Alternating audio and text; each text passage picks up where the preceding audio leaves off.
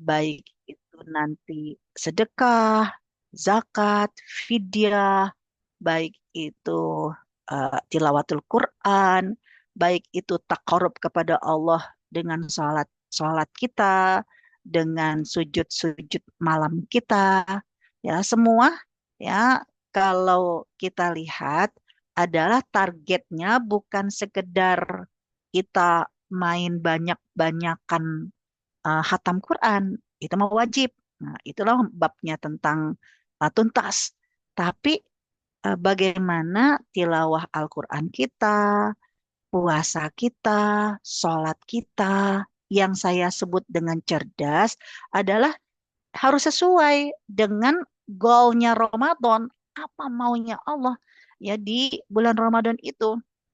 Ya, ternyata kalau kita lihat dari mulai ayat 183 sampai ayat 187, aneka ibadah yang diminta oleh Allah, targetnya itu adalah adab, ya, membentuk karakter.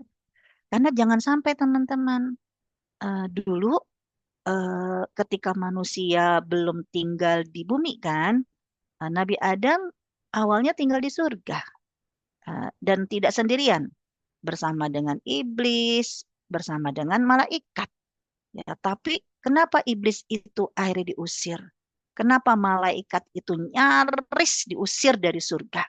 Ya karena ya kalau iblis udahlah nggak punya adab dan nggak mau bertobat, nah, tetap jadi biadab. Ya kalau malaikat berawal dia tidak punya adab, lalu ditegur oleh Allah Subhanahu Wa Taala, akhirnya dia pun bertobat. Ya, nah kita akan diminta sama Allah ingat-ingat peristiwa ini. Ya jangan sampai kamu yang di dunia setiap Ramadan pintu surga itu dibuka, kepingin kita masuk ke dalam surga, tapi karena eh, ibadah kamu nggak menjadikan kamu orang yang beradab, yang nggak punya adab, kamu jadi orang yang biadab, boro-boro nanti mau masuk ke dalam surga. Diharamkan ya orang yang masuk surga ketika tidak punya adab. Nah, adab yang seperti apa? Nah, kalau iblis, kita tahu, iblis itu banyak ilmunya. Sampai dibilang kan iblis itu makhluk yang pintar. Ya, kenapa iblis dibilang banyak ilmu, makhluk yang pintar? Masyarakat kita kalau mau tahu bocoran takdir, kan datangnya ke paranormal. Biasanya orang kan bilangnya paranormal itu apa? Orang pintar. Nah, iblis dulu pintar karena dia bisa tahu sesuatu yang tidak diketahui sama manusia. Tapi ternyata pinternya iblis tidak membuat dia punya adab, punya etika. Ya, dia menjudge ya manusia, lalu dia juga merendahkan manusia. Nah, jangan sampai nanti teman-teman, Masya Allah, ya di Baitut Tarbiyah ya kan, apa, Masya Allah, dengan ilmu yang selalu ditempa ya oleh Ustazah Fira, yang tadinya kita tidak tahu, akhirnya kita jadi tahu. Jangan sampai begitu udah jadi tahu, banyak tahu, nggak punya adab, eh, merendahkan orang lain, sombong, belagu. Nah, itu bisa-bisa diharamkan nanti masuk ke dalam surga. Percuma ilmu kamu, ya percuma ilmu Al-Quran kamu, ilmu fikih kamu, ilmu tafsir kamu, nggak ngefek.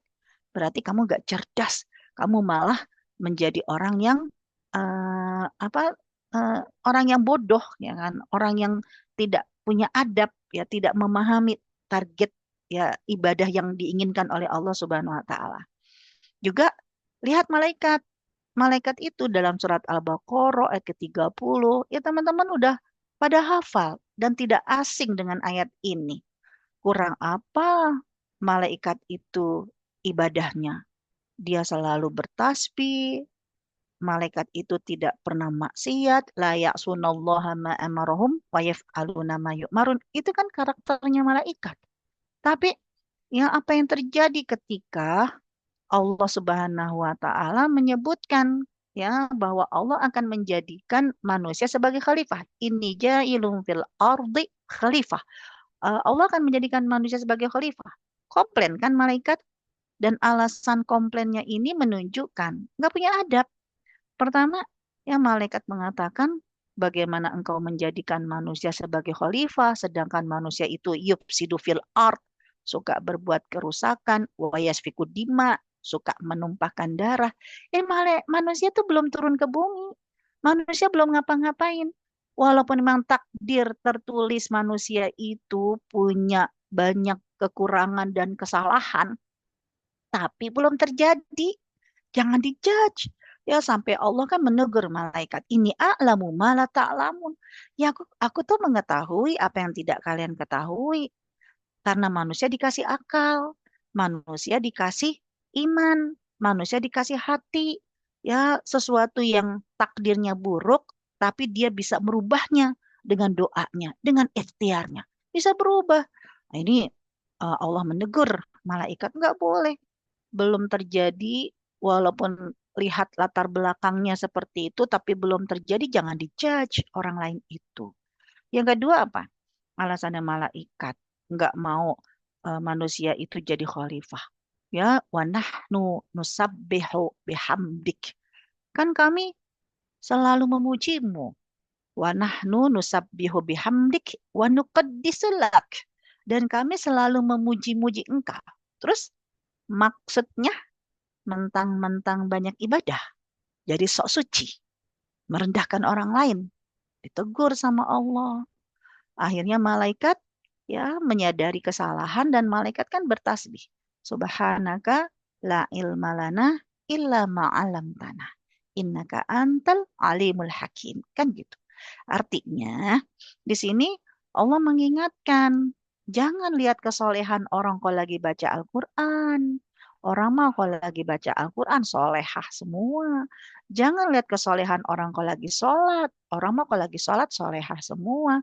Ya, martabatnya seseorang, berkelasnya seseorang, itu ketika ibadah-ibadah Ramadan tujuannya apa? La'allakum tatakun. Itu ayat yang 183.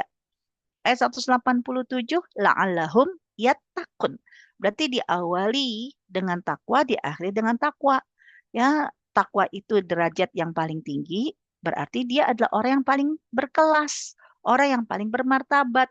Pertanyaannya adalah, gimana orang yang belajar tentang saum, puasanya itu bermartabat? Berarti fikihnya harus membuat dia bukan jadi orang yang makin banyak ilmu fikihnya, makin sombong, makin belagu, tapi harus makin bermartabat, berkelas. Itu dengan takwa. Kayak apa nanti?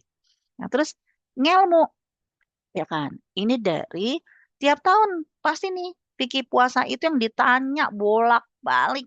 Orang yang hamil, menyusui, udah bayar fidyah, apakah harus bayar dengan kodok lagi? Apakah cukup dengan fidyah saja? Apakah fidyah dan kodok? Nah, itu tiap tahun kayak begitu. Jangan sampai nanti eh, tiap tahun ketemu Ramadan, target yang diminta adalah ngelmu. Ya kamu harus banyak ilmu, tapi jangan sampai banyak ilmu lalu kamu jadi kaku, ya jadi arogan, ya jadi merendahkan orang lain, menganggap ya kita yang paling benar pendapatnya. Nah, ini berarti ada yang salah dari ilmu tentang fikih kita. Ya juga Al-Qur'an ya menjadikan kita la'allakum tashkurun. Nah, mari kita lihat. Nah, sekarang kita fokus kepada ibadah yang diawali di bulan Ramadan ayat 183 adalah ya ibadah puasa yang la'allakum tattaqun. Ya, apakah puasa kita bertahun-tahun mempelajari fikihnya membuat kita nggak sekedar banyak tahu, tapi bermartabat menjadi pribadi yang berkelas. Nah, kayak apa pribadi yang berkelas yang diminta oleh Allah setelah setiap tahun ketemu belajar fikih saum adalah ya prakteknya, implementasinya di ayat 187. Karena Allah menyebutkan di ayat 187 ini, ayat ini nggak hanya komunikasi langsung antara kita dengan Allah, tapi ayat ini Allah menyebutkan dijelaskannya untuk siapa? Linnas. Manusia-manusia yang ada di sekitar kita. Agar apa? Manusia-manusia yang ada di sekitar kita, mereka pun la'allahum yattaqun. Mereka juga diajak bermartabat, Dan mereka juga merasakan bahwa kita juga menjadi pribadi yang bertobat. Ya, jadi orang-orang yang ada di sekitar kita itu merasakan ada efek takwanya, ada efek martabatnya. Nah, kayak apa implementasinya? Mari kita lihat di ayat ini. Pertama, ya Allah Subhanahu wa taala menyebutkan hunna libasul lakum. Ya, ketika suami istri sebagai pilot proyek tahu kekurangan masing-masing. Karena suami melihat apa yang ada di istrinya yang tidak dilihat oleh orang lain. Istri juga melihat apa yang ada di suaminya yang tidak dilihat sama orang lain. Mampukah ketika mereka paling tahu ya dan puasanya itu menjadikan mereka karakter libas, pakaian berarti jangan ditelanjangi, tapi bagaimana pakaian itu menutupi kekurangan, pakaian itu ya dipilih dengan kenyamanan, pakaian itu pun juga identitas dan keindahan. Nah, ini implementasi yang pertama. Terus yang kedua, implementasinya apa? Ya, orang yang bertakwa ya dari efek puasanya membentuk karakter seperti Allah mengajarkan. Contohnya adalah bagaimana Allah bersikap dengan kita. Allah mah tahu annakum kuntum tahtanuna anfusakum. Kamu mah banyak banget maksiat, kamu banyak banget berkhianat, kamu banyak banget menyalahi aturan. Allah mah tahu. Tapi ternyata fataba alaikum. Allah nggak langsung eksekusi tuh, tapi Allah terima ya, Allah tunggu taubatnya kamu, Allah tunggu perubahan kamu, wa afa ankum. Dan Allah selalu terbuka untuk memaafkan kamu. Artinya apa? Orang yang berpuasa juga kayak begini. Mampukah menghadapi apapun, ngelihat orang, jangan langsung dijudge. Tapi beri kesempatan orang itu berubah. Dan menunggu orang itu berubah, kita memiliki kedermawanan jiwa. Maafkan. Karena Allah aja suka dengan permohonan maaf. Allahumma innaka afun tuhibbul afwa fa'fu anna. Nah, kemudian yang ketiga apa? Orang yang bermartabat dari efek puasanya, belajar fikih puasanya adalah mereka disiplin waktu. Disiplin waktunya nanti latihan dengan makan dan minum di setiap waktu fajar, waktu sahur, dan waktu maghrib. Nah, karakter yang ketiga inilah nanti akan kita kuatkan dengan pilihan ibadah yang tuntas, tas. Ya, ya dari fikih puasa, nggak cuman puasa kita menjadikan kita orang yang cerdas seperti karakter seperti pakaian, karakter yang memiliki dermawan jiwa, dan karakter yang disiplin waktu itu juga harus dikuatkan dengan apa fikih puasa ya yang waktu puasa, waktu berbuka itu puasanya harus tuntas, tas. Nah, kayak apa? Tas. Mari sekarang kita lihat, ya kan? Eh kalau disebut dengan amalan yang tuntas, ya ibadah yang tuntas, puasanya yang seperti apa yang tuntas, ibadahnya yang seperti apa yang tuntas, ya karena kalau kita lihat ya di ayat 100 ya apa 185 di-spill juga kan ibadah Ramadan itu nggak cuma puasa, tapi juga ibadah Ramadan adalah ibadah Al-Qur'an. Karena Al-Qur'an diturunkan di bulan Ramadan dan siapa yang melihat bulan hilal Ramadan pada saat itu, maka kalian juga harus berpuasa. Berarti ya ikon fikih puasa, ikon ibadah Ramadan dengan Al-Quran juga harus tuntas, tas. Nah, sedangkan ayat 186 ibadah Ramadan itu adalah gimana kita belajar mencari cara untuk takarub sama Allah. Dengan doanya kita semakin dekat sama Allah. Dengan sujudnya kita makin dekat sama Allah. Nanti gimana caranya ibadah yang takarub sama Allah, yang ingin dekat sama Allah juga harus tuntas, tas, kan gitu. Nah, dari tiga ini yang tuntas, baik itu puasanya, Al-Qur'annya, takarubnya sama Allah itu harus tuntas. Artinya dipersiapkan dulu ilmunya. Biar kita nggak liar. Maksudnya apa sih? Ya kita harus mempersiapkan dulu ilmunya. Lalu nanti butuh energi kalau kepengen tuntas dan fokus. Selain itu, luangkan waktu. Jangan ya waktu yang tersisa, tapi benar-benar ya memfokuskan waktu. Nah, pertama, ya ibadah yang harus tuntas ada ibadah puasa. Kayak apa ibadah puasa kita itu harus tuntas? Ini ranah fikih. Karena Rasulullah pernah bersabda, Kamin so'imin, betapa banyak orang puasa. Kok nggak dapat apa-apa? Berarti kan ibadahnya nggak tuntas. Dia cuma dapat lapar dan haus. Karena bisa jadi disiplin waktunya, hmm, karakter yang diminta untuk disiplin waktu, itu yang menyebabkan puasanya nggak tuntas.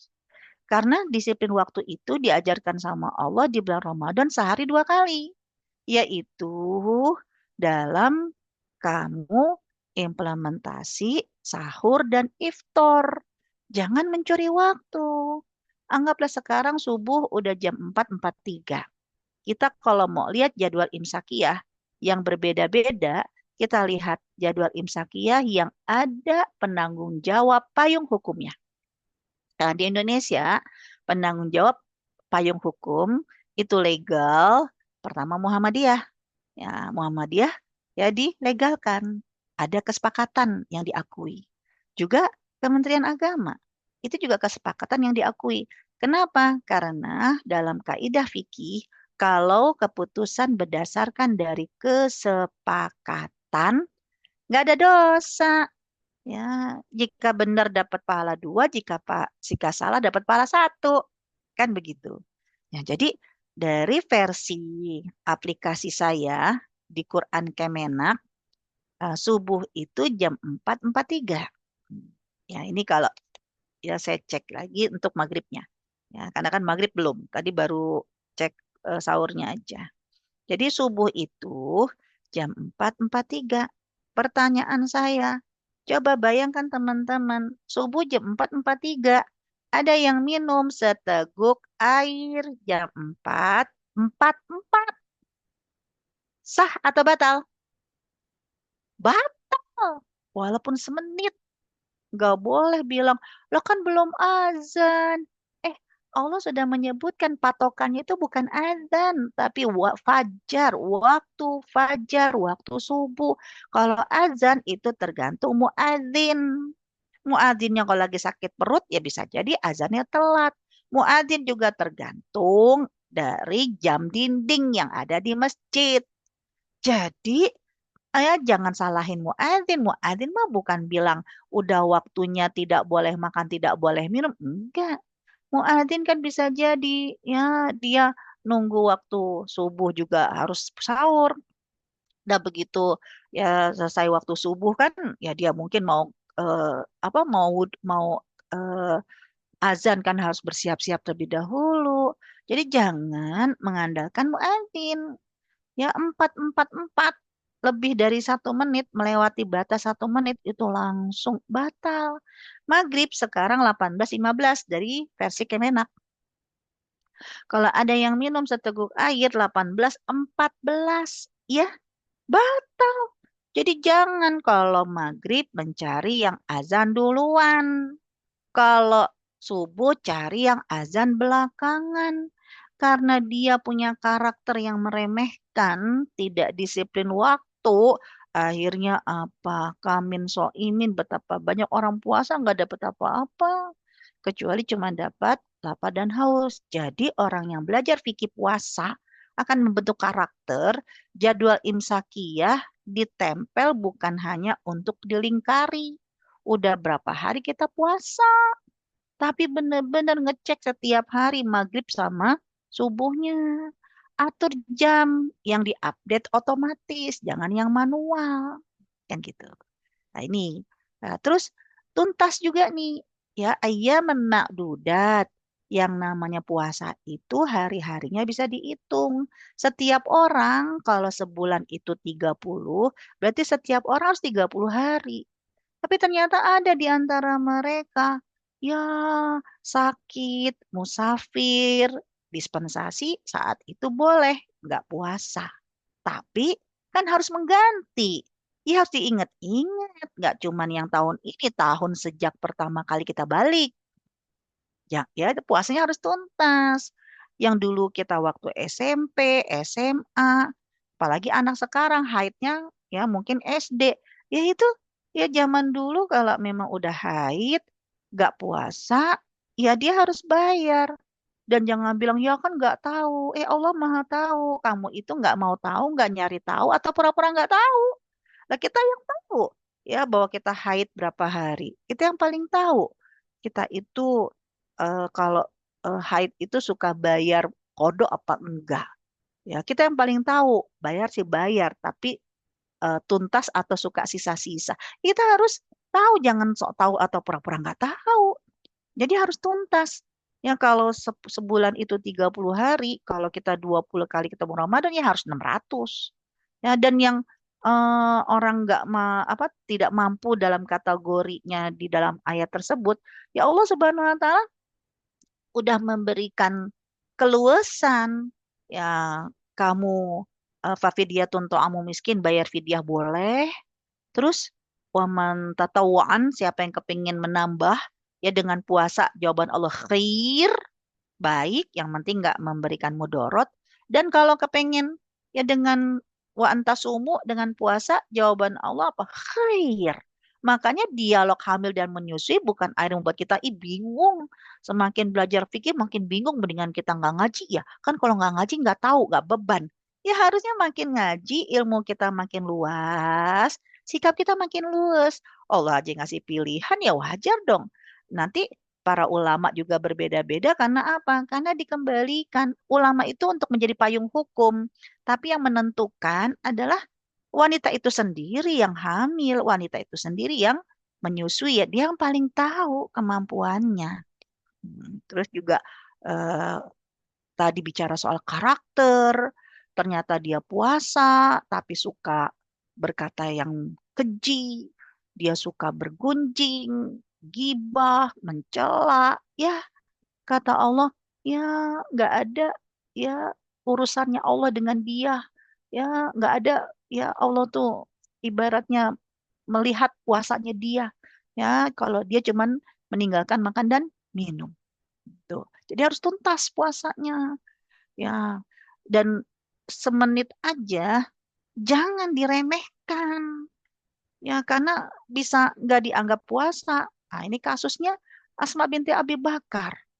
Menganggap penduga udah maghrib. Dia buka lah. Ya Allah, ternyata belum maghrib. Gimana? Kan nggak tahu. Apakah kemudian dimaafkan sama Allah? Enggak. Apa kata Rasulullah SAW? Maka kamu harus qadha. Ya, berarti hilang. Ya, kita dianggap mencuri waktu. Nah, itu belajar fikih puasa. Hutang puasa selamanya adalah hutang. Kan gitu. Nah, terus jadi orang yang belajar fikih puasa, dia harus luwes, jangan menjudge, dan juga jangan menambah-nambah hukum yang tidak ditetapkan sama Allah. Ya, sikat gigi hukumnya apa? Jangan ibu itu kalau di bulan Ramadan, aduh, udah banyak banget deh fatwanya. Buka kulkas, batal. Tidur di ubin, batal. Kumur-kumur, melulu, batal. Mandi di siang hari, batal. Ya jangan dong. Ya kita menjudge semuanya batal. Jangan begitu punya ilmu, tapi arogan. Ya, ya kita kembalikan bagaimana sebelumnya Rasulullah, para sahabat itu sudah memberikan solusi. Ya sikat gigi itu asal hukumnya sunnah karena Allah suka dengan kebersihan, tapi hukumnya bisa jadi makruh kalau berlebih-lebihan dan jadi haram. Kalau gara-gara berlebihan airnya kebanyakan, ya airnya nggak terasa ngalir ke tenggorokan. Jadi haram. Mandi juga berendam di siang hari selama tidak minum airnya, ya selama hanya untuk membuat ya dia tahan. Itu pernah terjadi di zaman Rasulullah ketika seorang sahabat dia gak kuat banget akhirnya dia berendam di air Rasulullah tidak melarang dan Rasulullah tidak memerintahkan. Artinya apa? Ya itu mah ya diem Rasulullah itu tandanya ya boleh-boleh aja ya bagi yang memang membutuhkan. Donor darah juga begitu, donor darah, infus. Ya kalau eh, puasa itu kan menahan makan yang dari rongga pencernaan, ya dari mulut ya sampai ke usus. Ya artinya ya ketika donor darah kan bukan memasukkan makanan. Ya ada juga yang nanya gimana infus. Ya infus kan macam-macam. Kalau infus obat berarti kan sakit. Berarti bukan karena infusnya karena sakitnya, tapi infus untuk biar nggak aus, infus biar doping. Lah, ya ibaratnya jika memang karena sakit kan jatuhnya sakit. Tapi kalau enggak cuman karena biar nggak lapar, ya namanya orang puasa kan nahan lapar. Nah, kenapa ya walaupun ibaratnya nggak masuk makanan, tapi sengaja banget biar nggak lapar. Sedangkan namanya puasa itu latihan. Gimana tuh lapar? Jadi jangan menggampangkan juga ya hal yang sama juga jangan mempersulit. Terus ibadah Ramadan yang berikutnya yang harus tuntas adalah ibadah Al-Quran. Al-Quran diturunkan oleh Allah di bulan Ramadan dalam surat Al-Qadar itu satu mushaf. Inna anzalnahu fi lailatul qadar. Itu dari Al-Fatihah sampai An-Nas. Ya, udah satu mushaf. Tapi enggak ke bumi. Ya, disimpan di Lauhil Mahfuz. Bal huwa Qur'anul Majid di Lauhil Mahfuz. Nah, namun itu kan berarti malam Lailatul Qadar. Entah 21, 23, 25, 27, 29. Itu udah satu mushaf. Tapi 17 Ramadan adalah ketika Al-Quran diturunkan pertama kali. Copy paste doang malaikat Jibril. Ya, dari Baitus Sama, dari Lauhul Mahfuz, diberikan kepada Nabi Muhammad. Tepat 17 Ramadan adalah ayat yang pertama diturunkan, di copy paste sama malaikat Jibril, yaitu surat Al-Alaq, ayat 1 sampai 5. Dan gak cuman itu aja, bertahap sampai 22 tahun, ya 6 bulan, ya itu diturunkan Al-Quran, ya akhirnya yang tadinya cuman Al-Alaq, ya lalu sampai Rasulullah menjelang wafat, ya dikembalikan oleh malaikat Jibril, diminta ya untuk disusun, ya seperti malaikat Jibril membimbing Rasulullah. Dan Al-Quran diturunkan oleh Allah kepada Nabi Muhammad melalui malaikat Jibril tidak berupa lembaran, tidak berupa tulisan. Nabi Muhammad nggak bisa baca, nggak bisa nulis. Terus dari mana tulisan alif ba titik satu di bawah? Itu bukan dari malaikat Jibril. Jadi jangan tanya, ini tulisan kayak gini, tulisan di Lauhul Mahfuz ya, wallahu alam. Ya karena ya Nabi Muhammad diturunkan oleh Allah, Al-Quran ini tidak dengan lembaran. Sanuk riuka, dibacakan. Berarti yang wahyu itu adalah bacaannya, kiroatnya.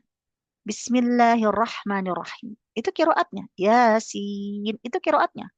Tapi tulisannya Yasin, Yasin, itu bukan dari malaikat Jibril. Orang Nabi Muhammad Ummiyun nggak bisa baca, nggak bisa nulis. Terus dari mana tulisan itu? Ya dari hasil karya ijtihad penulis wahyu, termasuk Utsman bin Affan.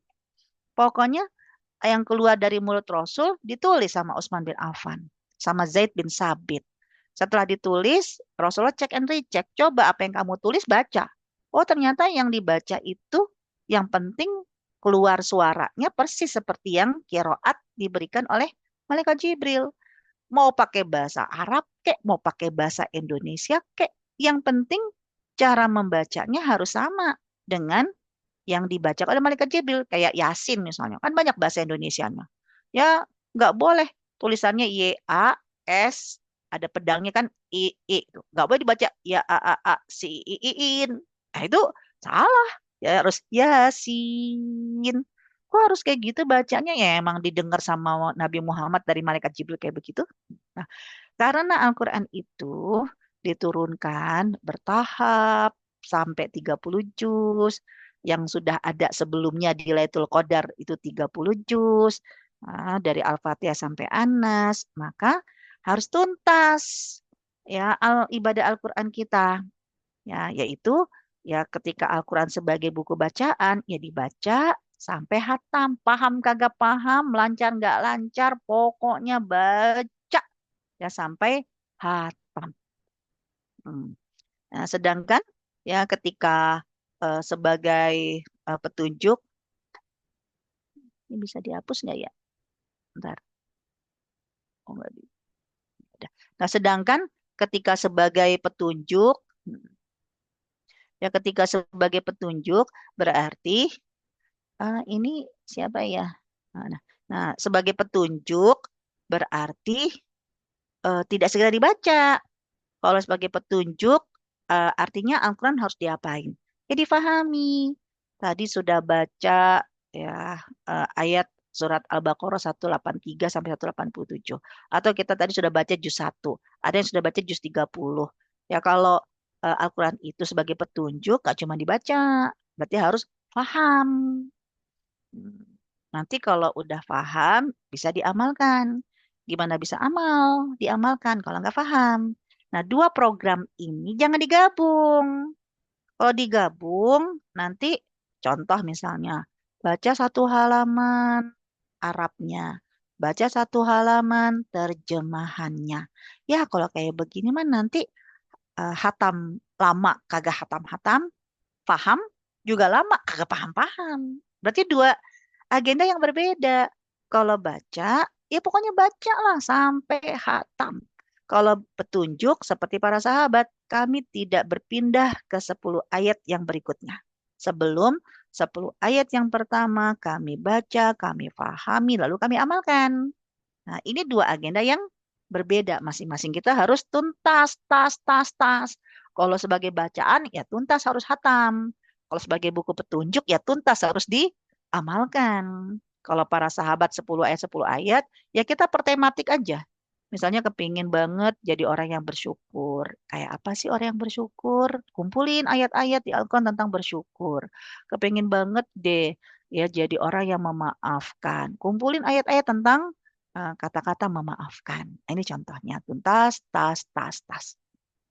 Nah, kemudian jadi nanti bicara soal Al-Quran tadi diturunkan, ya yang disimpan di Lauhil Mahfuz, yang di malam Lailatul Qadar, itu dengan nama Allah dalam surat Yasin Al-Aziz, Allah Maha Perkasa.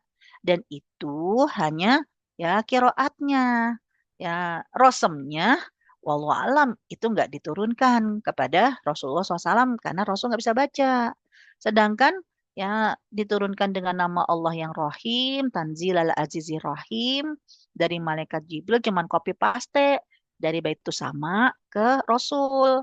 Tepat pertama kali surat Al-Alaq ayat 1 sampai 5 di Gua Hiro tanggal 17 Ramadan.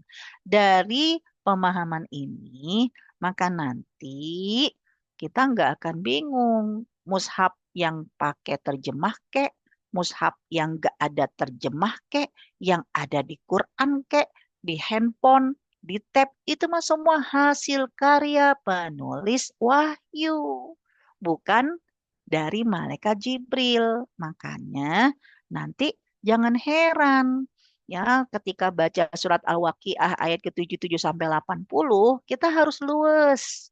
Jangan menjudge dan jangan sempit. Ya, kalau yang dimaksud oleh Imam Syafi'i innahu laqur'anun karim fi kitabim maknun la yamassuhu illal mutahharun, itu menurut Imam Syafi'i itu Quran yang di bumi. Berarti ya yang eh, cetakan yang ada di bumi itu jangan dibaca, jangan dipegang, kecuali mereka yang udah suci, nggak haid, nggak nifas. Tapi kalau Madzhab Imam Maliki, teman-teman lihat aja terjemahan teman-teman pakai versi mana. Kalau versinya Imam Maliki, nanti terjemahan di Al-Quran teman-teman di ayat yang ke-78, fi kitabim maknun, itu ada dalam kurungnya. Lauhil Mahfuz. Berarti bukan Quran yang di bumi, Quran di Lauhil Mahfuz. Berarti tidak mungkin ada yang menyentuhnya kecuali hanya para malaikat. Jadi yang di bumi ini nggak masalah, nggak ada apa karena ya dia bukan dari wahyu. Ini akan menjadi wawasan yang semakin luas ketika kita selalu ditabrak antara orang yang haid, orang yang nifas, boleh nggak baca Quran. Semua pendapat dua-duanya legal. Tinggal bagaimana ya kita apa mengamalkannya. Nggak boleh menjudge satu pendapat dengan pendapat lain yang lebih benar, kan gitu. Nah sekarang, gitu ya. Karena bulan Ramadan harus tuntas 1 bulan. Ayat 187 itu disebutkan tidak hanya soal karakter, tapi wa antum akifuna fil masajid. Berarti di-spill sama Allah tentang itikaf. Itu di ayat 187 kan. Artinya berarti ada ibadah yang diminta oleh Allah tuntas, itu itikaf. Dan kita kan harus tahu, apakah mencari Lailatul Qadar itu hanyalah mereka yang itikaf? Apakah hanya mereka yang di masjid? Ya, kalau yang dapat Lailatul Qadar, hanya mereka yang di masjid, hanya mereka yang itikaf. Ya Allah zolim. Mungkinkah Allah zolim? Enggak. Kenapa Allah zalim? Ya, itikaf itu ada syarat dan ketentuan. Wanita yang haid, wanita yang nifas nggak boleh. Sedangkan kita kan kepinginnya nggak haid. Ya kita udah bilang, udah instruksi ke tubuh kita, jangan men, jangan men, jangan men, jangan men, jangan men. Astagfirullahaladzim, 5:30 sore, tinggal 40 menit lagi. Maghrib, terus keluar darah. Ya Allah, kan kita kepengen itikaf, pengen dapet Lailatul Qadar. Kok haid, berarti nggak dapet dong. Wajar pada sedih. Karena kita salah memahami ya bahwa ya itikaf itu ya seakan-akan itulah jalan satu-satunya untuk mendapatkan Lailatul Qadar. Ya, padahal itikaf itu ya bukan salah satu, tapi itikaf itu bagi mereka yang suci, mereka yang punya syarat ketentuan yang berlaku, ya memang dioptimalkan untuk itikaf. Karena itikaf itu menetap di dalam masjid dengan niat itikaf dan harus ada syaratnya. Dalil syariatnya itu memang dari sejak Allah menyuruh ada masjid, masjid yaitu Baitullah, wa antum akifuna fil masjid, itikaf. Bahkan dari zaman Nabi Ibrahim kan ketika diminta untuk mendirikan Baitullah ya dengan Nabi Ismail kan ya untuk apa? Ya untuk mereka yang mereka yang sajid, ya mereka yang sujud, yang ruku dan yang iktikaf ya wal akifuna ya mereka orang yang itikaf ya dan itu juga akhirnya menjadi sunnahnya Rasul. 10 hari terakhir itu Rasulullah mengencangkan sarungnya, menghidupkan malam-malamnya, serta membangunkan seluruh keluarganya untuk itikaf. Dan itu adalah sunnahnya Rasulullah SAW. Namun, ya ada syarat dan ketentuan yang berlaku. Dibedakan antara itikaf dengan Lailatul Qadar. Karena itikaf, ya harus wanita itu suci dari haid, suci dari nifas. Karena ya masjid sejak didirikan itu diminta oleh Allah litaifina wal akifina wa ruk'is sujud ya, wa tahhir baitiya. Ya disucikan. Jangan memaksa. Aduh, enggak kok insya Allah enggak netes, kagak netes. Kamu mamen. Jangan. Kamu itikaf di masjid. Nah, itu syarat yang pertama. Syarat yang kedua, niat. Nah, memang niat mau itikaf.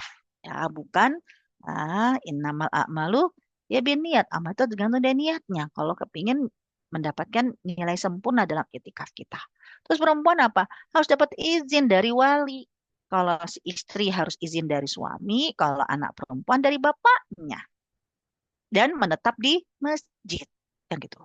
Nah, adapun nanti kan Rasulullah itu istri-istrinya rumahnya kan nempel sama masjid. Berarti boleh dong perempuan itu juga nggak harus di masjid umum, tapi mereka juga membangun masjid dan musola di rumah. Ya Alhamdulillah kalau rumah kita besar, ada ruangan yang kita tulis dengan musola, tempat sholat, masjid, tempat sujud.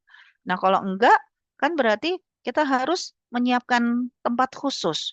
Kan boleh itikaf di masjid. Iya, boleh kita menyiapkan tempat di rumah. Ya, wanita itu di masjid umum ataupun di rumah. Tapi ya tempat yang kita siapkan di rumah memang benar-benar tempat untuk itikaf. Kenapa? Karena nanti ya mana ya?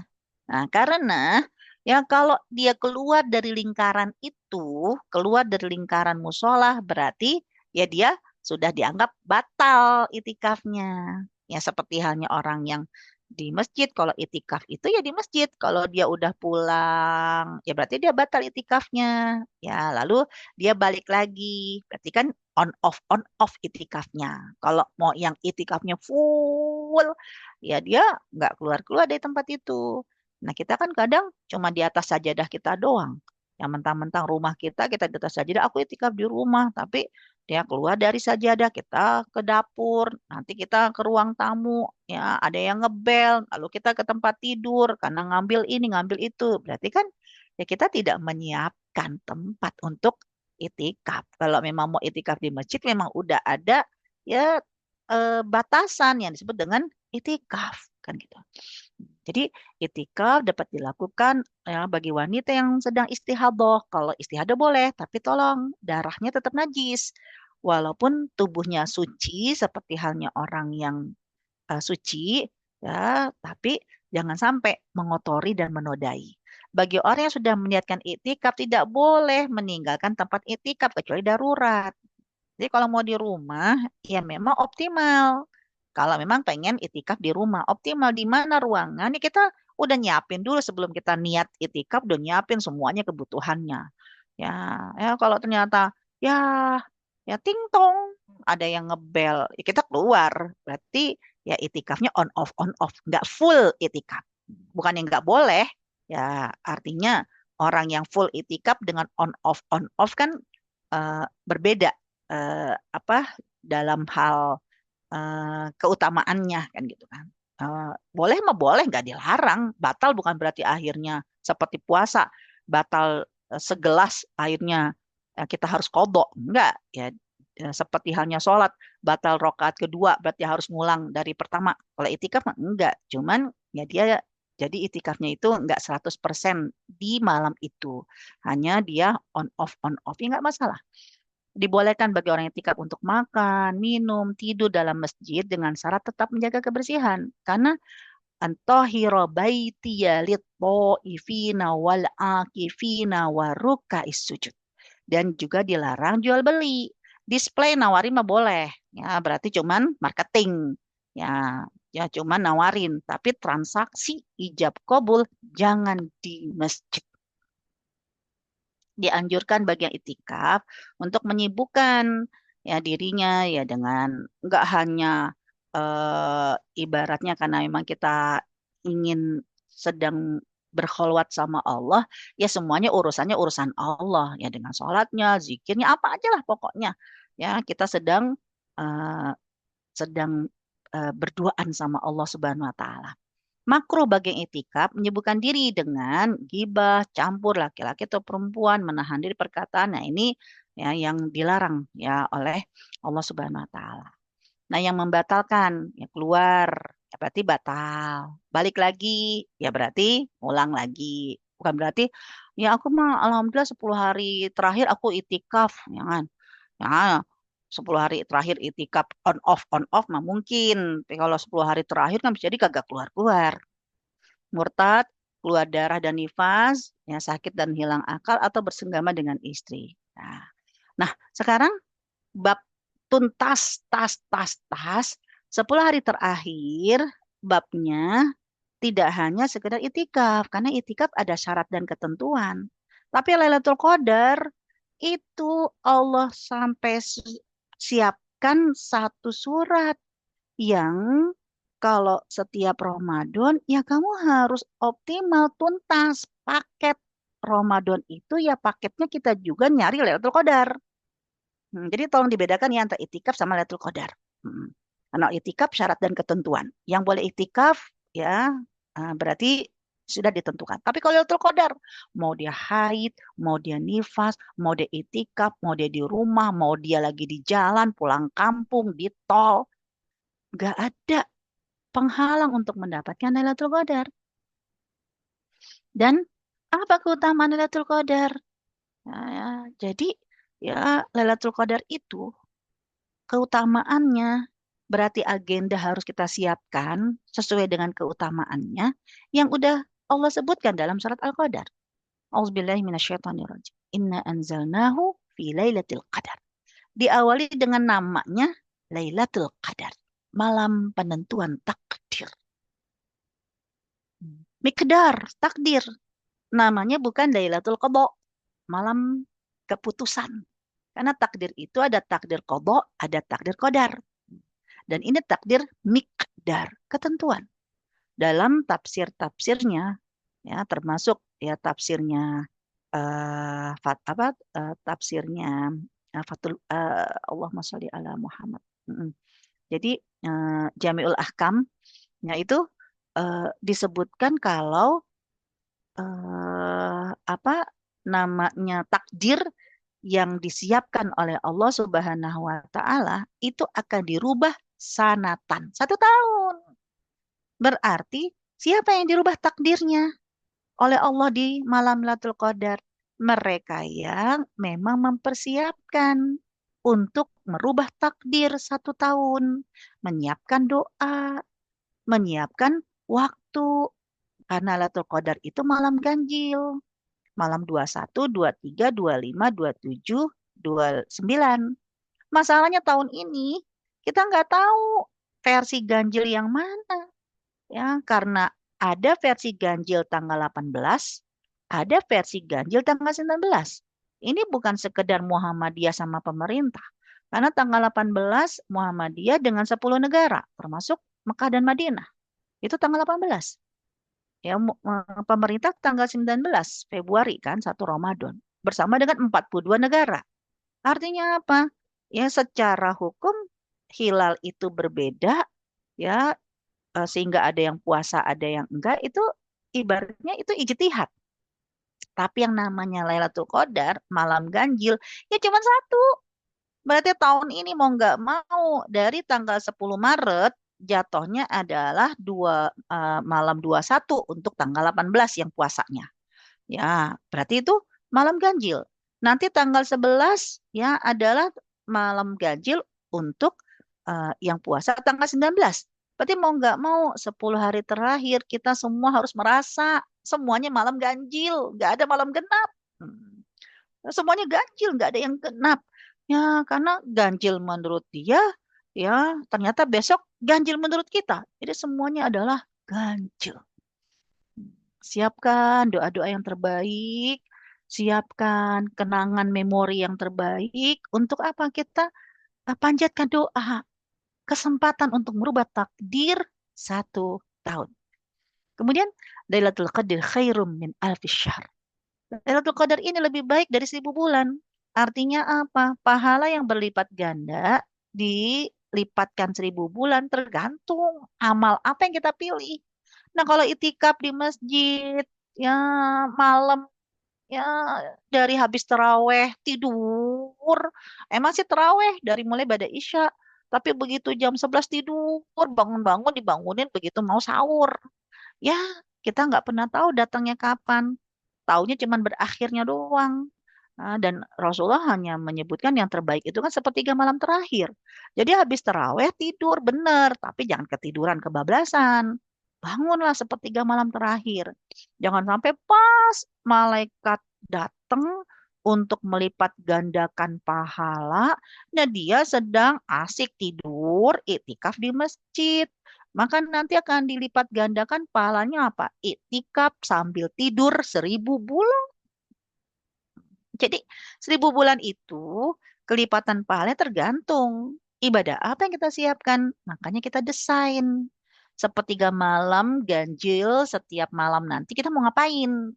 Desain tuh rondonnya, acaranya, waktunya udah kita siapkan. Terus tanazzalul malaikatu warruh. Ya, ternyata malaikat Jibril itu akan turun mengenang dulu Al-Quran diturunkan satu mushaf di bawah sama malaikat Jibril disimpan di Lauhil Mahfuz, maka malaikat Jibril pun setiap mengenang peristiwa itu, dia akan membawa rombongan kabakabatin minal malaikah, rombongan malaikat sampai penuh bumi ini. Untuk apa? Ya, kalau kita kepingin dijumpai oleh malaikat Jibril dan tugas malaikat Jibril bersama dengan rombongan pertama apa? Yusallun, ya mendoakan, ya Allah mafirlahu warhamhu, ya wa yusallun, ya dan mengucapkan salam, Assalamualaikum warahmatullahi wabarakatuh. Ya siapa yang didoakan oleh malaikat Jibril yang disalam, ya diberikan salam, ya Allah sayangilah dia. Ya Allah, eh, Assalamualaikum, selamatkanlah dia, sayangilah dia dan berkahilah dia. Siapa sih yang nasibnya beruntung kayak gitu? Kullu abdin, semua hamba. Yang penting ya, mau dia haid kek, mau dia sedang suci kek, mau di masjid kek, mau di rumah sakit, di jalan sekalipun, yang penting siap menyambut malaikat Jibril dengan posisi berdiri atau posisi duduk. Yadkurullah ta'ala. Ingat ya, sedang ingat sama Allah Subhanahu wa taala. Nah, ya doanya malaikat Jibril itu ya kan, seperti Rasulullah SAW menyuruh kepada eh, apa kepada kaum muslimin ya, ya sering-seringlah ya, karena malaikat Jibril itu mendoakan Allahumma firlahum warhamhum, dan kita juga ya diminta untuk memperbanyak Allahumma innaka afun tuhibbul afwa fa'fu anna. Ya, jadi sekarang bagaimana nih? Ya, kalau udah tuntas tas, sekarang yang prioritas. Jadi prioritaslah malam itu di 10 hari terakhir nanti semuanya kita rasakan adalah ganjil, dan kita prioritas di sepertiga malam terakhir, ya kan? Kemudian juga ya disiapkan mana yang paling memungkinkan kita lakukan secara situasi dan kondisi kita. Ya juga salah satunya ya surat Ad-Dariyat ayat 15-18 itu wabil ashari hum yastaghfirun. Prioritas. Jadi nggak cuman sahur itu makan doang. Ya, bagi yang bangunnya cuma tinggal makan. Nah, kalau yang bangunnya sempat dengan qiyamul lail, alhamdulillah. Tapi yang cuman makan doang, tetap walaupun cuman makan, ada eh, ibadah yang prioritas di waktu sahur. Wabil ashari hum yastaghfirun. Allah di istighfar di waktu sahur. Jadi bukan sambil makan sambil istighfar. Udah, makan mah makan, tapi handphone kita. Ya, TV matikan semua channel, dan handphone hanya fokus kita buka YouTube yang istighfar, aplikasi yang istighfar. Astagfirullahaladzim. Jadi sambil makan, ini telinga terus diperdengarkan istighfar dari mulai jam 4 sampai subuh. Ya, kalau itu yang terus-terus kita lakukan, maka alam bawah sadar kita ya itu akan mengikuti istighfar yang sering kita dengar. Udah semudah ini. Jangan sampai, ya Allah, masih juga nggak dikerjakan yang prioritas di waktu sahur, tidak sekedar makan, tapi juga beristighfar. Ya, kira-kira inilah. Ya, semoga Allah Subhanahu Wa Taala memberikan kemudahan buat kita semua, ya untuk bisa amalan yang cerdas, membentuk karakter, amalan yang tuntas, puasanya yang tuntas, Qur'annya yang tuntas, ibadah Ramadannya juga 10 hari yang tuntas, tas. Dan saking banyaknya itu, mulailah dari yang prioritas. Mana yang paling memungkinkan kita lakukan. Wallahu a'lam bishawab. Masya Allah, jazakillah khairan kasiran Ustazah atas materinya yang Masya Allah ya. Sedikit mereview sedikit tadi, ada amalan cerdas artinya sesuai target idealis goals Ramadan, dan amalan yang tuntas artinya dipersiapkan ilmu, energi, fokus, dan waktunya. Semoga kita bisa menjalani ibadah kita Ramadan kali ini dengan cerdas dan tuntas, tas ya Zaza ya. Masya Allah. Baik. Selanjutnya mungkin sudah banyak yang punya pertanyaan nih bagi peserta. Boleh di kolom chat atau raise hand. Nanti insya Allah kalau yang di chat akan dibantu dibacakan. Untuk sesi tanya jawab, kita mulai.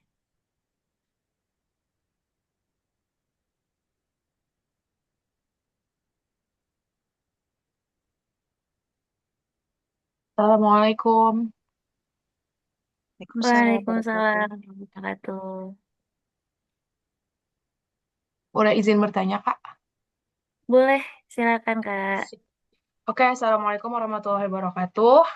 Waalaikumsalam warahmatullahi Waalaikumsalam wabarakatuh. warahmatullahi. Sebelumnya terima kasih banyak Ustazah atas materinya hari ini. Masya Allah, banyak sekali tadi part-part atau bagian-bagian yang apa ya, mungkin ayat-ayat itu udah sering kita dengar ya tadi seperti yang Ustazah bilang, tapi entah kenapa dari penyampaian Ustazah hari ini ternyata bisa memberikan framing baru dan menyentuh apa ya, menyentuh hati dengan cara yang berbeda dari sebelum-sebelumnya. Jadi semoga ilmu yang diberikan sama Ustazah bisa bermanfaat untuk kita semua dan semoga Allah balas sebaik-baik balasan untuk Ustazah, wabarakatuh. keluarga, dan Amin guru-guru ya Allah. semua. Barakallahu fikum.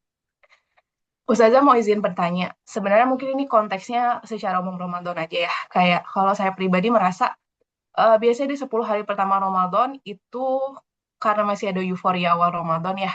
Jadi Mm. semangat ibadah tuh masih bisa terjaga gitu. Begitupun di 10 hari terakhir. Biasa karena ada semangat Lailatul Qadar dan semangat perasaan sedih Ramadan udah mau pergi, itu juga akhirnya apinya tuh kembali menyala.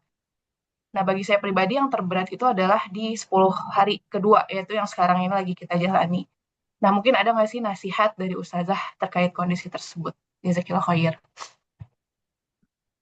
Dikumpulkan dulu atau langsung? Boleh Eh, langsung, langsung. boleh langsung aja Ustaz. Ya. Oke. Bismillahirrahmanirrahim. Allahumma shalli ala Muhammad. Ada sebuah istilah, kejahatan itu bukan niat pelaku, tapi karena ada kesempatan. Sama ya, kebaikan, semangat itu bukan niat pelaku, tapi karena ada ya kesempatan dan pertemanan. Jadi menjaga agar kita tidak hanya Ramadhanian di awal, tapi juga ya Robbanian dari sejak awal, Robbanian dari pertengahan sampai Robbanian ya di akhir. Ya, yang harus kita cari ya seperti yang ada dalam surat Al-Asr, surat Wal Asri, sampai Allah menyebutkan ini tips yang luar biasa dari Allah kalau kita kepingin istiqomah, yaitu Allah berfirman, "A'udzubillahi minasyaitonirrajim wal 'asr." Ya, demi masa, detik ke menit ke jam, hari, pekan, bulan, lafi khusr. Ya, innal insan lafi khusr. Manusia pasti rugi. Nah, dan insan itu disebut dengan tunggal. Berarti kalau kita mengandalkan diri kita sendirian, kita akan rugi, bete, bosen. Hmm. Nah, maka apa tipsnya dari Allah Subhanahu wa taala? Langsung illalladzina. Bentuknya jamak, kecuali mereka, orang-orang. Nah, eh, perubahan dari mufrad kata tunggal ke jamak itu adalah tips dari Allah. Nah, yaitu kalau kita kepingin semangat, nggak cuma Ramadan di 10 awal, tapi sampai akhir, nggak cuma Ramadanian bulan Ramadan, tapi Robbanian sampai akhir, ya harus cari pertemanan. Pertama teman dulu. Nah, teman yang gimana? Ya kan? Teman banyak. Teman yang gimana? Ya, ilaladina amanu. Teman yang beriman. Alhamdulillah lingkungan kita teman beriman semua. Tapi kadang nggak ngedongkrak kan gitu kan. Tetap aja ya. Yang ketiga, ya nggak cuma bersama tapi beriman. Yang ketiga apa? Wa amilus solihat. Teman yang punya agenda. Ya, coba kita punya banyak grup, tapi grup BTT ngantuk-ngantuk kita tadi kan jam 10 terpaksa melek. Kenapa? Ya kan ada agenda. Hmm. Agenda kalau tanggal 1 Maret jam 10 ya sampai jelang zuhur ya kita ada kajian ya kan gitu. Oh, ya kayak saya grup mah banyak ya, tapi yang eh, memiliki agenda produktivitas untuk merekrut kita ya kadang enggak kan gitu. Jadi ya enggak cuma sekedar teman tapi teman yang memang punya agenda. Nah, kalau teman punya agenda, akhirnya apa? Jam 10 ini kalau bukan karena diagendakan oleh Baitut Tarbiyah, ya kan? Ya, itu eh, tidak ada fikih, ya mungkin kita udah tidur ya, atau apa? Ya, ketamcit kek, kan gitu kan? Ya tapi, oh nanti saja Fira nanya siapa yang gak datang, kan gitu kan? Nah, ada ya, nggak cuman ada produk amal, tapi apa? Watawasobil hak, watawasobil sober. Kalau kagak dateng nanti bakalan dinasehatin. Kenapa nggak dateng? Ya Allah, udah diupayakan, udah kan begitu kan? Eh, jadi ar-rajulu ala dini khalili, al-mar'u ala dini khalili. Seseorang itu tergantung dari agama temannya. Carilah, minta kepada Allah untuk selalu dipertemukan dengan teman yang menularkan kebaikan. Begitu. Wallahu a'lam bishawab. Baik. Gimana Kak Hamnah? Sudah terjawab ya insya Allah ya pertanyaannya. Insya Allah Ada, sudah, jazakillah khair, Ustazah. Wa iyyakum wa iyyakum. oke baik. Ustazah ada pertanyaan di kolom chat dari Citranti Perwitasari. Izin bacakan, mohon tipsnya untuk tetap istiqomah dengan ibadah kita selama bulan Ramadan di 11 bulan berikutnya. Udah tadi kan? Berarti include. Sudah ikut ya saya. Oke. Iya, Ya surat kadang kita Al-Asr emang tadi. semangat di bulan Ramadan, tapi 11 berikutnya lupa gitu. Mm. Ya karena nggak punya temen yang Iya, mengingatkan. benar. Mm. Betul, betul, betul. Baik, ada dari Sri Asmarani. Assalamualaikum, Ustazah. Izin tanya, bagaimana caranya ibu rumah tangga yang ingin menjalani itikaf di rumah bisa sukses antara tugas harian, syarat tidak boleh meninggal tempat itikaf. Apakah masih bisa disebut itikaf? Ya nggak usah itikaf kalau emang nggak bisa, kan gitu kan? Mm-mm. Apalagi apa punya anak kecil, ya Allah, udah dikasih ini tempat kita itikaf ya, tau-taunya apa? Ya dia mau ya ngambil mainan. Ya, jadi jangan memaksakan diri. Apalagi itikaf itu ibadah yang memang kita harus berkholwat sama Allah. Makanya syaratnya harus izin sama suami. Izin sama suami ya bahwa apa namanya, eh mungkin atau tidak mungkin ini harus kerjasama. Udah kalau gitu rumah aku jadikan masjid buat itikaf. Inget kalau rumah atau kamar aku aja deh aku jadikan tempat itikaf. Inget loh kalau kamu menjadikan kamar kamu tempat itikaf, nggak boleh berhubungan suami istri. Jadi kamar itu cari kamar lain gitu kan. Jadi seperti hal yang saya sampaikan, itikaf itu ada syarat dan ketentuan yang berlaku. Diskusi sama suami dengan syarat-syarat itu, kalau ternyata ya belum memungkinkan dengan kondisi faktor anak, ya jangan dipaksa. Nanti aku nggak optimal dong. Nah, bedakan antara optimal dengan itikaf. Kan gitu kan? Kita bisa ya dengan mengoptimalkan ibadah di siang hari, ya dengan apapun yang bisa kita lakukan, dan lakukanlah ibadah di malam hari dengan apapun yang bisa kita lakukan. Ya, wallahu a'lam bishawab. Baik, Masya Allah. Ada yang mau bertanya lagi? Kak Hamna mau bertanya lagi kah? Iya, izin ya Kak, Ustazah, saya mau ada pertanyaan follow up dari pertanyaan terakhir tadi. Kalau Mm-mm. sebagai pekerja, itu kan sebenarnya agak tricky ya, Ustazah, mengatur manajemen waktunya. Mm. Nah, jadi boleh nggak sih sebenarnya ketika kita di 10 hari terakhir itu sebenarnya secara kuantitas ibadah kita jadinya sama aja, tapi kita cuman geser waktunya gitu supaya dapat di sepertiga malam. Misalnya tadinya itu ibadah yang kita lakukan ba'da isya gitu ya atau setelah taraweh. Jadi kita Mm. setelah taraweh justru tidur, tapi nanti kita bangun malamnya gitu. Itu sunnahnya Rasul. Kan Rasul begitu. Hmm. Matikan lampu-lampu kalian, lalu tidur.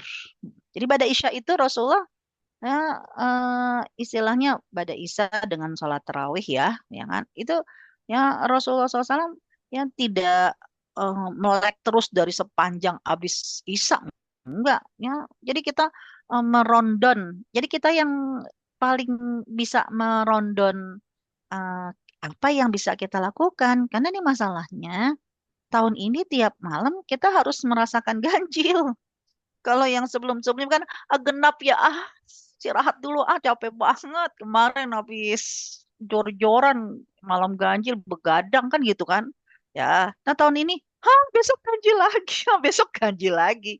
Berarti kita yang harus tahu kemampuan kita, aktivitas kita, fisik kita, dan bikin rondon sendiri. Gitu. Oke, Ustazah, terima kasih remindernya. Sama-sama. Hmm. Oke, mungkin satu lagi ya Ustazah ya, ada Ya, yang betul. bertanya, Kak Ipah Abifah Fatmawati boleh di on mic.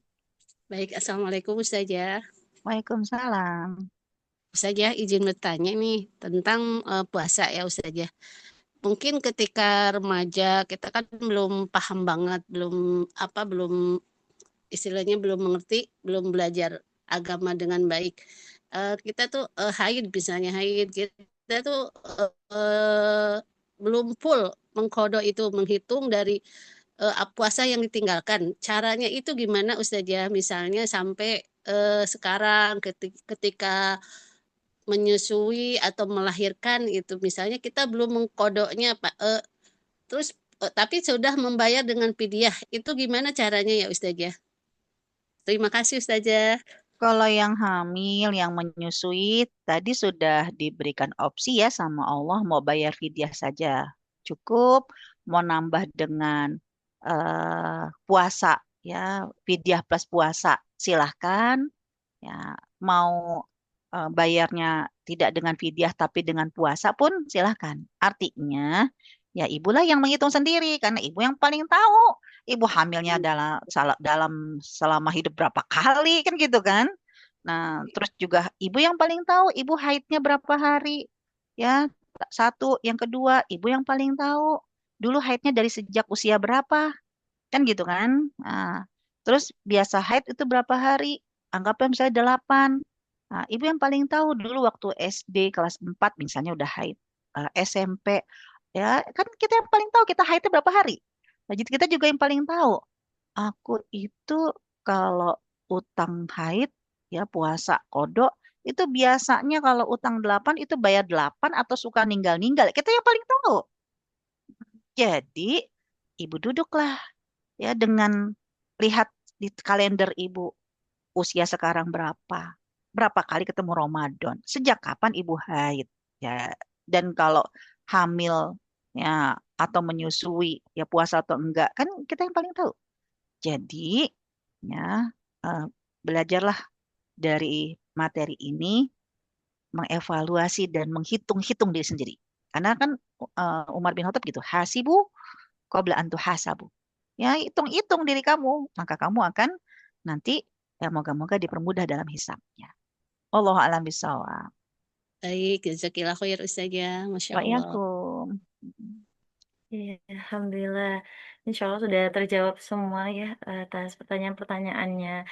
Kami ucapkan jazakillah khairan kasiran kepada Ustazah Nur Hamidah atas ilmu yang sangat bermanfaat dan membuka wawasan kita semua. Amin. Baik, selanjutnya di sini kita mau ada sesi dokumentasi dulu ya, foto bersama. Bisa dibuka kameranya dulu untuk sesi dokumentasi. Baru setelah itu kita nanti akan ada doa. Kepada tim operator boleh bantu. Baik, ya dibuka semua ya untuk kameranya. Ini ada beberapa slide. Kita mulai ke slide pertama dulu ya. Sudah siap? Satu, dua, tiga. Baik, slide kedua. Satu, dua, tiga. Baik, slide ketiga. Satu, dua, tiga. Baik, terima kasih. Oke, terima kasih. Alhamdulillah ya. Baik, sebelum kita tutup sini, Alhamdulillah sudah hadir founder dan pembina Rumah Tasin Baitul Tarbiyah, Ustazah Sri Fira Chandra. Mari kita sapa dulu. Assalamualaikum, Ustazah. Waalaikumsalam warahmatullahi wabarakatuh. Insyaallah. Gimana kabarnya, Ustazah? Alhamdulillah, saya mau menyapa Ustazah Nur Hamidah nih. Masya Iya, Allah, sahabat silakan. saya. Jazakumullah nih Ustazah. Wa iyakum. Afwan, Ini tidak di senior saya ini, senior guru. senior dari segi usia ya, tentu benar. Semua orang juga udah tahu senior segi usia. Saya mohon maaf baru membersamai karena baru pulang dari ceramah kuliah duha tadi. Alhamdulillah udah sampai rumah. Jazakumullah. Ustazah Nur Hamidah ini orangnya seru ya. Jadi kalau ngerasa keseruannya orangnya emang seru-seruan gitu orangnya ya. Kalau saya ketemu sama Ustazah Nur Hamidah itu bercanda-bercanda mulu. Tapi kita lo nggak pakai baper-baperan kalau kita lagi bercanda. Ya Ustazah Nur Hamidah ya.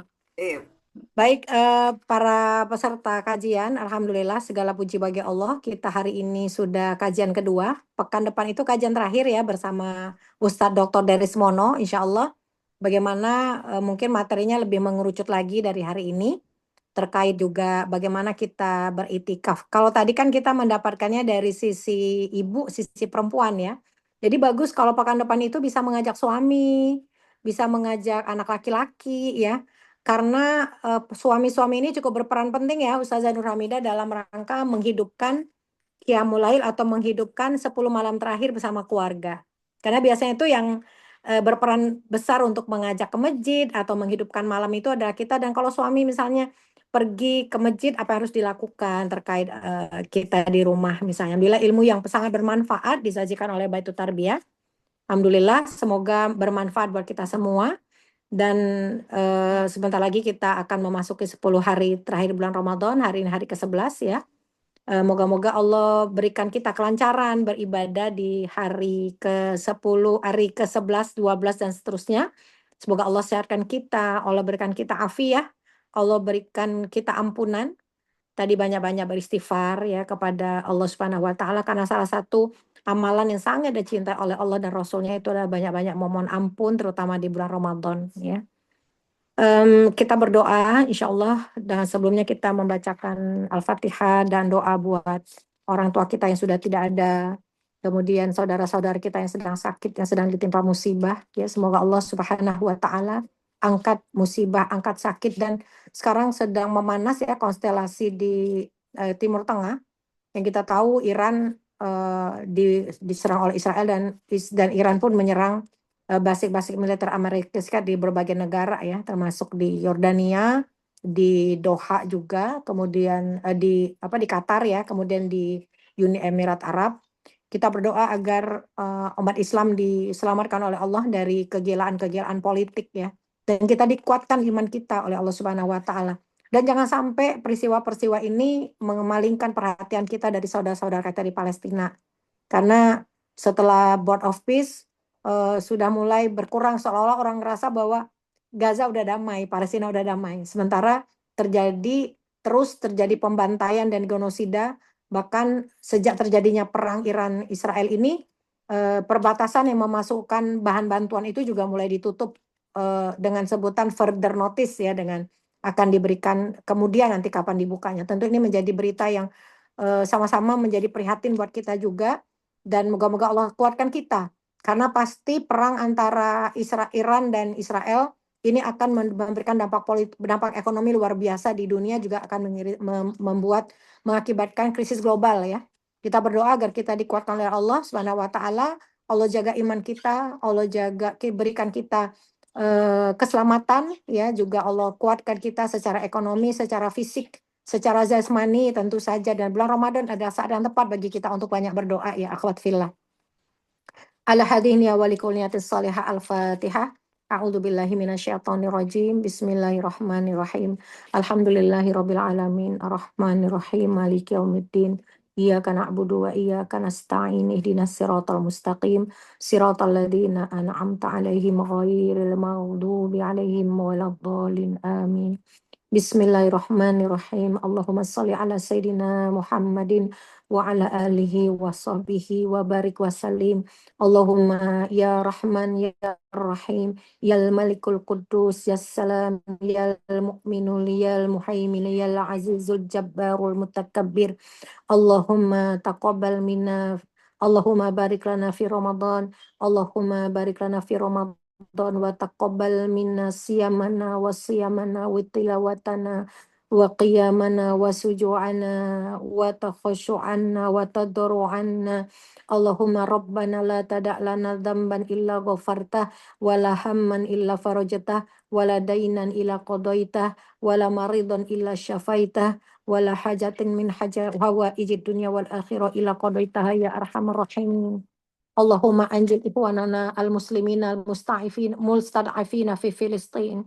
Allahumma tuf bihim warhamhum wa akhrijhum minad dayqi wal hisar. Allahumma taqabbal minhum syuhada washfi minhumul marda wal jarha. Allahumma kun lahum wa la takun alaihim fa innahu la haula wa la quwata illa bik. Allahumma alaika bil yahudi al-mu'tadin alladhi qatalu ikhwanana al-muslimina fi Filistin. Allahumma alaika bihim fa innahum la yu'jizuna. Allahumma shattit syamlahum wa farriq jama'ahum waj'al lid-da'irata alaihim.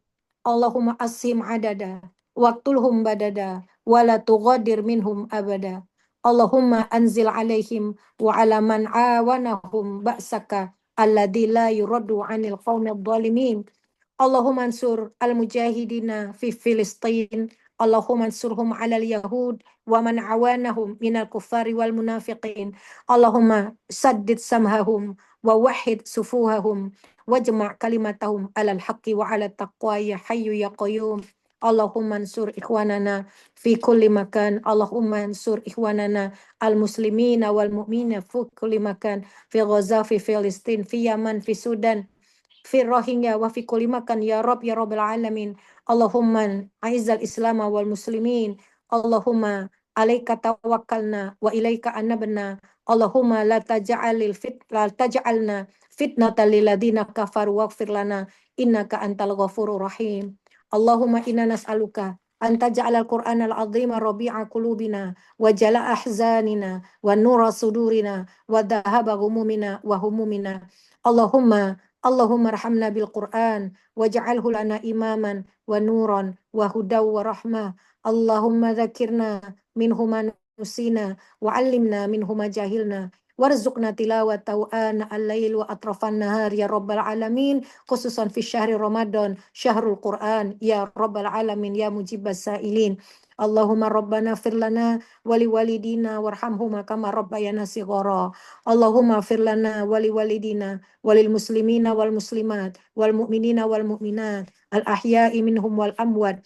Allahumma rabbana atina fid dunya hasanah wa fil akhirati hasanah wa qina adzabannar. Subhana rabbika rabbil izzati amma yasifun wa salamun alal mursalin walhamdulillahi rabbil alamin. Ya Allah, moga-moga kajian ini bermanfaat, bisa diamalkan ya, sehingga amal jariah bisa mengalir kepada semua guru, kepada narasumber kita, dan juga kepada semua yang hadir di sini bersama keluarganya.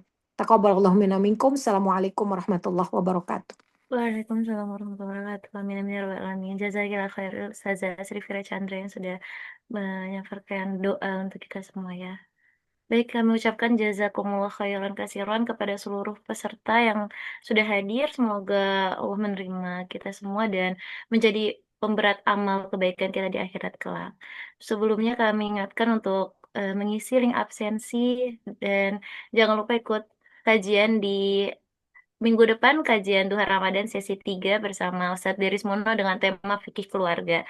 Baik, saya selaku MC mohon maaf atas segala kekurangan. Wassalamualaikum warahmatullahi wabarakatuh. Waalaikumsalam warahmatullahi wabarakatuh. Jazakumullah Ustazah Nur Hamidah, para staf BTT Mohon dan izin semua pamit, Dokter peserta. Fira. Assalamualaikum ya. Ya, assalamualaikum.